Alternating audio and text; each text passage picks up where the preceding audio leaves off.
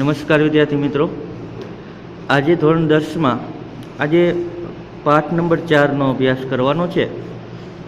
પાઠ નંબર 4ની શરૂઆત કરીએ છીએ એ પહેલાં તમે પાઠનું જે નામ છે એ નામ જરાક જોઈ લ્યો। નામ શું છે? હેડિંગ છે પાઠનું ભારતનો સાહિત્યિક વારસો। એટલે આનો અર્થ શું થાય? તો કે ભારતની અંદર જે કંઈ ગ્રંથો લખાણા છે, પુસ્તકો લખાણા છે, જે ધાર્મિક પુસ્તકો છે, જે ધર્મોના છે, હિન્દુ, બૌદ્ધ, જૈન, આ બધા જે મુસ્લિમ, આ બધા જે ધર્મોના પુસ્તકો લખેલા છે એ લખેલા પુસ્તકોને સાહિત્ય કહેવાય। સાહિત્ય એટલે પુસ્તક, બીજું કાંઈ નહીં। પણ આ સાહિત્યિક વારસો કઈ રીતે ઉદ્ભવ્યો એની આ પાઠની અંદર ચર્ચા કરેલી છે। તો વિદ્યાર્થી મિત્રો, આજે આપણે ભણવા જઈ રહ્યા છીએ ભારતનો સાહિત્યિક વારસો। એ પહેલાં તમને જોઈ શકાય છે કે અહીંયા મેં તમને બોલપેનથી ટીક કરી દીધું છે। આ જે બોલપેનથી ટીક કરેલું છે એ એક વાક્યના પ્રશ્નો છે, એટલે મહેરબાની કરીને તમે પણ આ રીતે તમારા પુસ્તકમાં આ રીતે ટીક કરી લેજો। શું કહે છે? નંબર 1 પહેલો પોઈન્ટ જુઓ કે માનવીએ પોતાના વિચાર, ભાવ એટલે કે મનના જે કાંઈ ભાવ છે એ ભાવ, લાગણી અને ઉર્મિઓ વગેરેને અન્ય માનવી કે પ્રાણીઓ સુધી પહોંચાડવા માટે કેટલાક હાવભાવ કે કેટલાક સંકેતો કે પછી ચિત્રોનો આશરો લીધો અને કેટલાક ધ્વનિઓ કર્યા। તેમાંથી બોલી એટલે કે ભાષા, બોલી એટલે આપણે જે બોલું છું અત્યારે હું તમને ગુજરાતીમાં બોલું છું તો મારી બોલી કઈ થાય? ગુજરાતી બોલી થાય। એટલે કે તેમાંથી બોલી અને લિપિનો ઉદ્ભવ થયો। લિપિ એટલે લખાણ। અત્યારે ટેક્સ્ટ બુકની અંદર તમે જે વાંચો છો ને, આ જે આખી લીટી વાંચીને એ લીટીને લખાણ કહેવાય। લિપિ એટલે લખાણ। લિપિનો અર્થ શું થાય? લખેલી વસ્તુ, લખેલી લીટી। તો અત્યારે તમે આ કઈ ભાષામાં લખેલું છે? આપણી આ ટેક્સ્ટ બુક છે એ કઈ ભાષામાં છે? તો કે ગુજરાતી ભાષામાં છે। એટલે ભાષા એટલે કે બોલી છે ગુજરાતી અને લિપિ છે લખાણ, એ કેવી ભાષામાં છે? ગુજરાતી ભાષામાં। એટલે એક માર્કનો પ્રશ્ન હતો આ કે લિપિ અને ભાષાનો ઉદ્ભવ કઈ રીતે થયો? પહેલાંના સમયમાં આદિમાનવ છે એ આદિમાનવ પોતે પોતાના મનના ભાવ, પોતાના વિચારો, પોતાની લાગણી, પોતાની ઉર્મિઓ એ બોલીને સમજાવી નહોતો શકતો, કારણ કે ભાષાનો જન્મ જ નહોતો થયો। તો ભાષાનો જન્મ કઈ રીતે થયો? તો કે જો માણસે પોતાના વિચાર, મનના જે કંઈ અંદર હાવભાવ હતા એ હાવભાવ, લાગણી, ઉર્મિ આ બધાના સંકેતો દર્શાવ્યા, સંકેતો દ્વારા। એટલે કે ઓલા જે મૂકબધિર વ્યક્તિ હોય કે જે બેરામૂંગા હોય, આપણે કેમ એને સમજાવીએ છીએ ઈશારા કરીને, એમ કે ભાઈ મારે પાણી પીવું છે અથવા મને ખાવાનું ભૂખ લાગી છે, એ કેમ ઈશારા કરીને આપણને સમજાવે એટલે આપણે સમજી જાય કે આને પાણી જોઈશે, આને ખાવાનું જોઈશે, આને સૂવું છે, આ થાકી ગયો છે। આપણને જે મૂકબધિર વ્યક્તિ હોય એને કેમ ભાષામાં સમજાવી છે આપણે? સાંકેતિક ભાષામાં। એમ પહેલાં આદિમાનવ એકબીજાના હાવભાવો, વિચારો સાંકેતિક ભાષામાં રજૂ કરતા હતા। ત્યારબાદ એણે શું કર્યું? તો કે પોતાના મનના ભાવોમાં કેટલાક ધ્વનિઓ કર્યા। ધ્વનિ એટલે કે અવાજ। અને જે ધ્વનિ અને અવાજ ઉત્પન્ન થયો ને એમાંથી શું થયું? તો કે એનામાંથી ભાષા એટલે કે બોલી, બોલી એટલે આપણે હું ત્યારે જે ભાષામાં વાત કરું છું એને બોલી કહેવાય। તો હું ગુજરાતી બોલી બોલું છું, તમે પણ ગુજરાતી બોલી બોલો છો, એટલે તમે પણ ગુજરાતી સમજો છો, હું બોલું છું એ તમને સમજાય છે, એટલે તમને એ ગુજરાતી ભાષા આવડે છે, કારણ કે તમે આ ભાષા શીખેલા છો અને એનું લખાણ એટલે કે લિપિ તમને આવડે છે લખતા। એટલે કે ભાષા અને લિપિનો જન્મ કઈ રીતે થયો એક માર્કનો પ્રશ્ન છે, એટલે તમે યાદ રાખજો કે માણસે પોતાના મનના ભાવ, પોતાના મનના વિચારો, પોતાના મનની લાગણીઓ, પોતાના મનની ઉર્મિઓ બીજા વ્યક્તિઓ કે પછી પ્રાણીઓ સુધી પહોંચાડવા માટે કેટલાક સંકેતો કર્યા, કેટલીક ધ્વનિઓ કરી। આ ધ્વનિ અને સંકેતમાંથી શું થયું વિદ્યાર્થી મિત્રો? તો કે ભાષા અને લિપિનો ઉદ્ભવ થયો। પછીનો પોઈન્ટ છે, આ લિપિએ ભાષાના ઘડતરમાં મોટો ફાળો આપ્યો છે। યાદ રાખજો, લિપિ એટલે કે લખાણ, લખાણ દ્વારા ભાષાનો જન્મ થાય છે। તો યાદ રાખજો, આ મોસ્ટ ટાઈમ બી પ્રશ્ન છે કે લિપિ, લિપિ એટલે લખાણ। અત્યારે જ્યાં તમે આ લીટી દેખાણી ને અહીંથી ત્યારલી લીટી એને લિપિ કહેવાય। તો કે લિપિએ ભાષાના ઘડતરમાં મોટો ફાળો આપ્યો છે. પ્રશ્ન છે એક વાક્યનો કે ભાષા ઘડતરમાં મુખ્ય ફાળો કોનો? તો કે યાદ રાખજો લિપિ. લિપિનો અર્થ થાય લખાણ. ફરીવાર બોલું છું, અંગ્રેજીની ચોપડી હોય ને તો એમાં બધું લિપિ લખી હોય, ઇંગ્લિશમાં લખી હોય. સંસ્કૃતની ચોપડી હોય તેમાં જે બધી વસ્તુ લખી છે, પાઠ, કાવ્ય, એ બધા સંસ્કૃતમાં હોય તો એ સંસ્કૃત ભાષાની લિપિ થઈ. આ સમાજ વિદ્યા છે, સામાજિક વિજ્ઞાનની ચોપડી છે, તો એમાં ગુજરાતી લિપિમાં બધું લખ્યું છે. એટલે કે લિપિએ ભાષાના ઘડતરમાં મોટો ફાળો આપ્યો છે. સમયાંતરે પોતાના વિચારો, પોતાની અભિવ્યક્તિ કરવા માટે ભાષાનો ઉપયોગ થયો. પછી શું થયું? ભાષાનો જન્મ થયો અને ભાષાનો ઉપયોગ થયો. આ ભાષાના સર્જનાત્મક પ્રયોગથી સાહિત્યનું સર્જન થવા લાગ્યું અને પછી ભાષા આવી ગઈ એટલે એના હિસાબે શું થયું? સાહિત્ય લખાણું. લોકો લખવા માંડ્યા. તો સાહિત્યનો જન્મ કેવી રીતે થયો? તો કે ભાષાના સર્જનાત્મક ઉપયોગથી સાહિત્યનો એટલે કે સાહિત્યનું સર્જન થવા પામ્યું છે. હવે પેરેગ્રાફમાં પ્રાચીન કાળથી ભારતીય સાહિત્ય તેમની વિવિધતા અને વિશિષ્ટતાની માટે પ્રખ્યાત છે. આપણા ભારતની અંદર સાહિત્ય બે પ્રકારના છે. મોસ્ટ એમપી છે એટલે અહીંથી પ્રશ્ન ચાલુ થાય છે. નંબર 1 અહીંથી ટીક કરો કે ભારતના વિદ્વાનોએ, ભારતના જે કાંઈ ઋષિમુનિઓ હતા એ ઋષિમુનિઓએ, વૈજ્ઞાનિકોએ, લેખકોએ પ્રાચીન સાહિત્યના બે ભાગ પાડ્યા છે. કેટલા ભાગ પાડ્યા છે? સાહિત્યના કેટલા ભાગ છે? બે. કયા બે ભાગ? તો કે નંબર 1 વૈદિક સાહિત્ય અને બીજું પ્રશિષ્ટ સાહિત્ય. આ બે યાદ રાખવાના છે. સાહિત્યના બે ભાગ છે. એમસીક્યુમાં પૂછાય, જોડકા જોડોમાં પૂછાય, એક વાક્યમાં પૂછાય. તો યાદ રાખજો સાહિત્યના પ્રકારો કેટલા છે? તો કે બે. એક વૈદિક સાહિત્ય, બીજું પ્રશિષ્ટ સાહિત્ય. આ ઉપરાંત કેટલીક બોલીઓ એટલે કે લોકભાષામાં લખાયેલું સાહિત્ય પણ પ્રચલિત છે, જેને આપણે લોક સાહિત્ય કહીએ છીએ. જેમ કે તમે ભજનોમાં સાંભળતા હશો, ચારણ લોકો, ગઢવી લોકો ચારણી સાહિત્ય બોલતા હોય. દાખલા તરીકે ઓલું હાંજિયા ધોળિયા પાંજડાવાળા હાકડેથી બાગ છૂટા. તો આવું જે ઓલું આપણે ભાઈ ગઢવી બોલતા હોય તો એ કઈ ભાષા છે, કઈ લિપિ છે, કઈ લખાણ છે, કયું સાહિત્ય છે? તો કે લોક સાહિત્ય. લોક સાહિત્ય એક પ્રકાર છે પણ એ લોક ભાષામાં, સ્થાનિક ભાષામાં હોય. દાખલા ગુજરાતમાં બધા જે કાંઈ લોકો છે આ સાહિત્ય, લોક સાહિત્ય હોય કઈ લોક ગુજરાતી ભાષામાં હોય. બરાબર છે? એટલે યાદ રાખજો લોક સાહિત્ય એ આપણું મુખ્ય ભાગ નથી. મુખ્ય ભાગ સાહિત્યના બે જ છે. એક છે વૈદિક એટલે કે વેદો, ત્યારે ઉદ્ભવ થયો વેદનો, વૈદિક યુગ હતો, વેદ પુરાણોનો યુગ હતો, ત્યારનું વૈદિક સાહિત્ય લખાયેલું છે. અને પ્રશિષ્ટ એટલે કે નવું, પ્રશિષ્ટનો અર્થ એટલે નવું સાહિત્ય. વર્તમાનમાં અત્યારે જે સાહિત્ય લખાણા અત્યારે લખાય છે એ બધા સાહિત્યને પ્રશિષ્ટ સાહિત્ય કહેવાય. વૈદિક સાહિત્ય એટલે પૌરાણિક સાહિત્ય, પ્રશિષ્ટ એટલે કે નવું સાહિત્ય. બરાબર? આગળ વધીએ. ભાષા અને સાહિત્ય.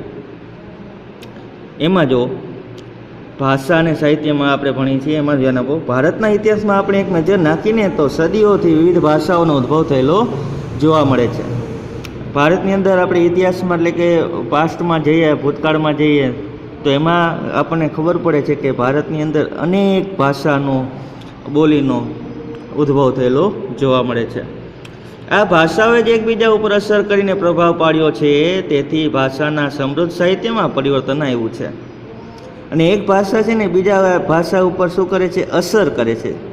અને એના કારણે શું થાય છે? તો કે નવી ભાષા, નવું સાહિત્ય રચાય છે. જેમ કે પૌરાણિક સાહિત્ય સૌથી સંસ્કૃત ભાષા છે, સૌથી જૂનામાં જૂની પુરાણોની ભાષા, દેવોની ભાષા, આર્યોની ભાષા સંસ્કૃત ભાષા હતી. એ સંસ્કૃત ભાષામાંથી દિવસે દિવસે ધીમે ધીમે ફેરફાર થયો અને એમાંથી હિન્દી સાહિત્ય જન્મ્યું.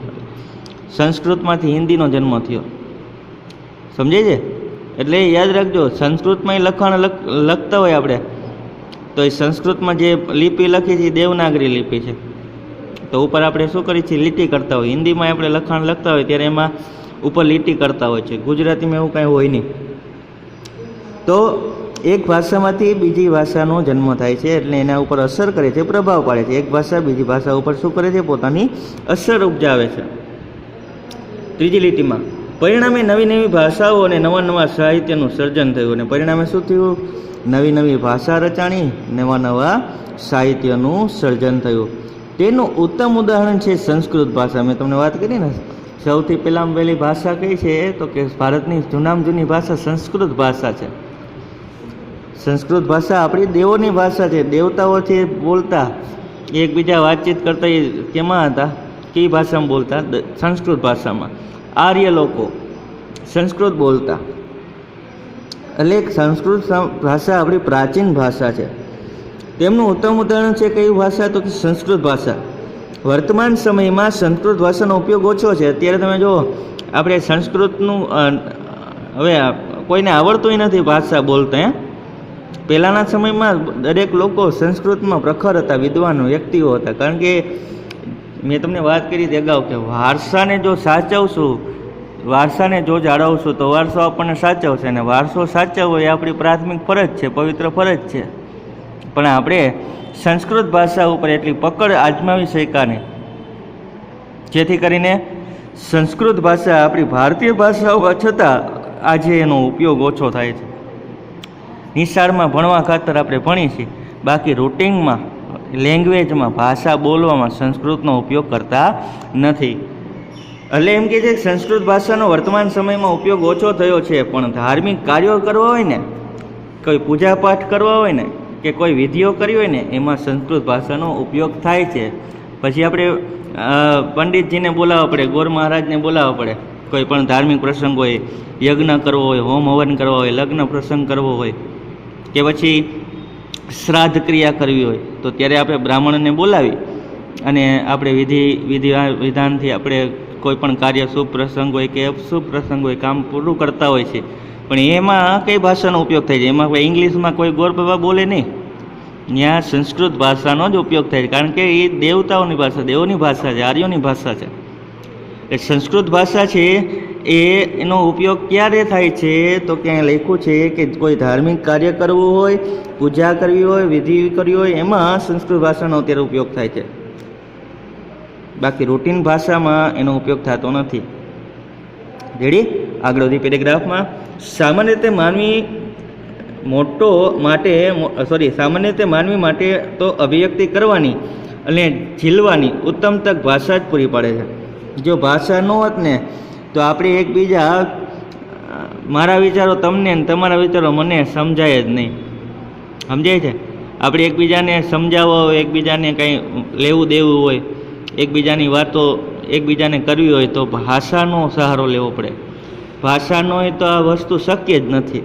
એટલે એમ કે છે સામાન્ય રીતે માનવી માટે અભિવ્યક્તિ કરવાની અને ઝીલવાની કોઈ ઉત્તમ તક હોય તો એ કોણ પૂરી પાડે છે? તો કે ભાષા જ પૂરી પાડે છે. હવે એક વાક્યનો પ્રશ્ન ચાલુ થાય છે, મોસ્ટ ટાઈમથી. પ્રાચીન ભારતની લિપિ હડપ્પા સમયની છે. આપણું પહેલાં વહેલું સાહિત્ય હતું ને, એ હડપ્પા ગામમાંથી મળી આવ્યું. એમાં લિપિ મળી આવી.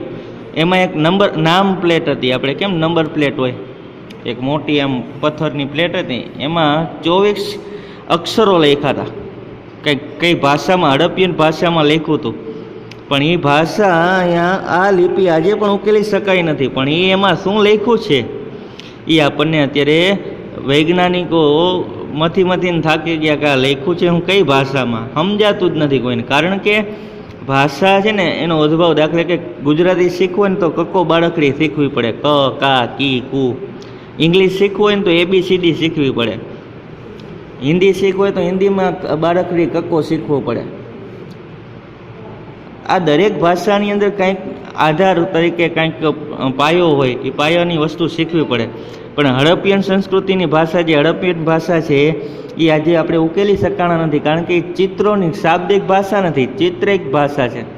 એમાં ચિત્ર દોરેલા છે અને એ ચિત્રની ભાષામાં કંઈક લખાણ લખ્યું છે, પણ આપણે હજી ઉકેલી શક્યા નથી કે આ શું લખ્યું છે એમ. એટલે આ તમારો મોસ્ટ ટાઈમથી પ્રશ્ન છે કે આપણે કઈ ભાષા આજે પણ ઉકેલી શક્યા નથી, એવો પ્રશ્ન છે. એટલે તમારે ટીક કરી લેવાનું અહીંથી કે પ્રાચીન ભારતની લિપિ હડપ્પા સમયની છે અને આ લિપિ આજે ઉકેલી શકાણા નથી. તે સમયના લોકોની ભાષા કઈ હશે ને તેની માહિતી હજુ પ્રાપ્ત થઈ શકી જ નથી. તો એ કે હડપ્પા ગામના લોકો કઈ ભાષા બોલતા હતા, એની કઈ લિપિ છે, એ આજે સુધી એટલે કે 20ની સાલ સુધી આપણે ગોતીને થાયકા પણ મેળ પડ્યો નહીં. આપણે હજી ઉકેલી શક્યા નથી પેરેગ્રાફમાં. અંડરલાઈન કરજો. હવે મોસ્ટ આઈએમપી પ્રશ્ન ચાલુ થાય છે બધા. એક વિદ્વાન મહર્ષિ થઈ ગયા, મહર્ષિ પાણીની એક ઋષિ થઈ ગયા સંસ્કૃત ભાષામાં. તો લખ્યું છે મહર્ષિ પાણીની સંસ્કૃત ભાષાના મહાન વ્યાકરણ શાસ્ત્રી હતા. મહર્ષિ પાણીનીએ એક સંસ્કૃત ભાષામાં વ્યાકરણની રજૂઆત કરી છે જેનું નામ છે અષ્ટાધ્યાય. યાદ રાખજો, મોસ્ટ આઈએમપી પ્રશ્ન છે, એક વાક્યના પ્રશ્ન છે, જોડકા જોડોમાં પૂછાશે એટલે ટીક કરો મારી જેમ. કે મહર્ષિ પાણીની સંસ્કૃત ભાષાની અંદર એક મહાન વ્યાકરણ શાસ્ત્રી થઈ ગયા અને એણે અષ્ટાધ્યાય ગ્રંથની રચના કરી છે. ક્યારે? ઈસવીસન પૂર્વે 4થી સદીમાં કરી છે. ઈસુના જન્મ પહેલાંની 4થી સદીમાં, 4થી સદીમાં, ઈસવીસન પૂર્વે 4થી સદીમાં મહર્ષિ પાણીનીએ સંસ્કૃત ભાષામાં કયો ગ્રંથ લખ્યો છે? અષ્ટાધ્યાય ગ્રંથ. અને આ શું છે? તો કે સંસ્કૃતનું વ્યાકરણ દર્શાવતો ગ્રંથ છે. સંસ્કૃત ભાષાનું વ્યાકરણ શીખવું હોય તો મહર્ષિ પાણીનીનું આ પુસ્તક લેવું પડે, અષ્ટાધ્યાયી. અત્યારે તો ટેકનોલોજી આવી ગઈ છે તો તમે આની PDF પણ સેવ કરી શકો, નેટમાંથી મળી જાય. અષ્ટાધ્યાય નામનો ગ્રંથ, દરેક ગ્રંથો મળી જશે હવે તો. પરંતુ પહેલાંના સમયમાં આવું હતું નહીં. પહેલાં બધા તામ્રપત્ર, ભોજપત્ર અને બીજા એવા વૃક્ષ અને વનસ્પતિની છાલ ઉપર આ બધી વસ્તુ લખતા. હવે શું કહે છે પેરેગ્રાફમાં જુઓ. મોસ્ટ એમપી અહીંથી ચાલુ કરો. સંસ્કૃત ભાષાને આર્ય ભાષા કે ઋષિઓની ભાષા અથવા વિદ્વાનોની ભાષા કહે છે. યાદ રાખજો, સંસ્કૃત ભાષા કોની ભાષા હતી એવો પ્રશ્ન પૂછાશે. તો કે સંસ્કૃત ભાષા આર્ય પ્રજાની ભાષા હતી.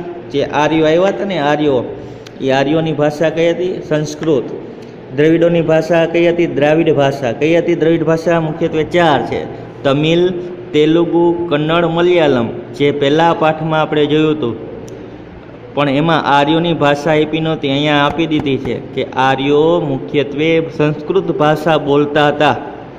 પછી નંબર 2 આર્ય ભાષા. પછી ઋષિઓની ભાષા, જે જંગલોમાં વનની અંદર જે ઋષિમુનિઓ તપ કરતા આશ્રમ હતા બધા ઋષિઓના, જેમ કે સાંદીપની આશ્રમ, વશિષ્ઠ આશ્રમ, તો આ બધા ભૃગુ ઋષિ આશ્રમ, આ બધા છે એ આશ્રમની અંદર જે ઋષિઓ હતા, જે આપણા ભૂતકાળમાં થઈ ગયા, એ બધા ઋષિઓની જે ભાષા હતી એ વૈદિક ભાષા હતી, સંસ્કૃત ભાષા હતી. કારણ કે દેવતાઓ સાથે વાતચીત કરવાની હોય તો એને સંસ્કૃત ભાષા બોલવી પડે. સમજાય છે? એટલે યાદ રાખજો, સંસ્કૃત ભાષા કઈ કોની ભાષા હતી? તો કે આર્યોની ભાષા, ઋષિઓની ભાષા અને વિદ્વાનોની ભાષા છે, અથવા તો કહે છે. લખ્યું છે આજના સમયમાં પણ વિશ્વ કક્ષાએ સર્વસ્વીકૃત, ખાસ કરીને કમ્પ્યુટર ક્ષેત્રે સંસ્કૃત ભાષા બની ગઈ છે. અત્યારે સંસ્કૃત ભાષા છે ને કોમ્પ્યુટરમાં ફોન્ટ તરીકે પણ સ્વીકારવામાં આવી છે. તમે CCCનો કોર્સ કરો તો એમાં ફોન્ટ આવે. ફોન્ટ એટલે શું? તો કે કયા ભાષામાં લખાણ લખવું છે, ટાઈપિંગ કરવું છે. તો અંગ્રેજી ભાષા હોય, ગુજરાતી ભાષા હોય, હિન્દી ભાષા હોય, સંસ્કૃત ભાષા હોય, ઉર્દુ ભાષા હોય, મલયાલમ, તામિલ, તેલુગુ, કન્નડ, આ બધી ભાષાઓ છે. આ બધી ભાષામાં તમે કોમ્પ્યુટરમાં વર્ક કરી શકો. તો અત્યારે આધુનિક વિશ્વમાં સંસ્કૃત ભાષાને કોમ્પ્યુટરમાં સ્થાન આપવામાં આવ્યું છે. એમ યાદ રાખજો, કોમ્પ્યુટરના ફોન તરીકે સ્વીકારવામાં આવી છે. કારણ કે અત્યારે લોકો સંસ્કૃતનું જે મહત્ત્વ છે એ ભૂલતા જાય છે. એટલે આધુનિક યુગમાં એને સંસ્કૃત ભાષાને સ્થાન આપ્યું છે. ક્યાં? તો કે વિશ્વ કક્ષામાં, ખાસ કરીને કોમ્પ્યુટર ક્ષેત્રમાં આને સમાવી લેવામાં આવેલી છે. છેલ્લો પોઈન્ટ છે, ટીક કરી લેજો. સંસ્કૃત ભાષા મુખ્યત્વે ધર્મ, તત્વજ્ઞાન, જ્ઞાન અને વિજ્ઞાનની ભાષા હતી. મોસ્ટ આઈએમપી પ્રશ્ન. સંસ્કૃત ભાષા શા માટે ઉપયોગમાં લેવામાં આવતી હતી? કઈ વસ્તુ માટે ઉપયોગમાં લેવામાં આવતી હતી? સંસ્કૃત ભાષા મુખ્યત્વે ધર્મમાં, તત્વજ્ઞાનમાં, જ્ઞાન અને વિજ્ઞાનની અંદર સંસ્કૃત ભાષાનો ઉપયોગ થતો હતો. તો વિદ્યાર્થી મિત્રો, આપણે અહીંયા સુધી રાખીએ છીએ. આવતીકાલે જે વિડીયો હશે, વિડીયોમાં પ્રાચીન ભારતીય સાહિત્ય વિશે આપણે આગળ વધીશું. તો જે અમે અત્યારે બોલપેનથી ટીક કરેલું છે, તમે પણ એ રીતે ટીક કરતા રહેજો. અને જે વસ્તુ જે એમાં કીધું છે કે યાદ રાખવાની છે, એક વાક્યના પ્રશ્ન છે, એ તમારે ટીક કરવાના છે. ઓકે, ચાલો અહીંયા સુધી રાખીએ છીએ.